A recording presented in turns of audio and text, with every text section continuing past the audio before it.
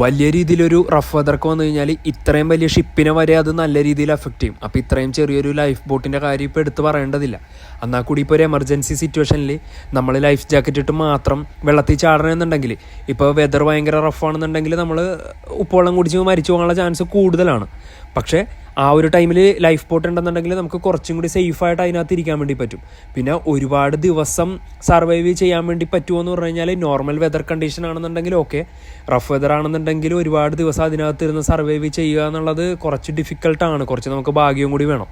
പണ്ടത്തെ ആ ഒരു ടൈമിലൊക്കെ എന്ന് പറഞ്ഞു കഴിഞ്ഞാൽ ഷിപ്പ് മുങ്ങിപ്പോയി ഇപ്പോൾ നമ്മൾ നടുക്കടലിൽ ലൈഫ് ബോട്ടിലൊക്കെ പെട്ടുപോയി കഴിഞ്ഞ് കഴിഞ്ഞാലും ഇപ്പോൾ ഒരു റെസ്ക്യൂ ഓപ്പറേഷന് ആളുകൾ നമ്മളെ കണ്ടുപിടിച്ച് എത്തിച്ചേരാനൊക്കെ കുറച്ചധികം ടൈം എടുക്കും.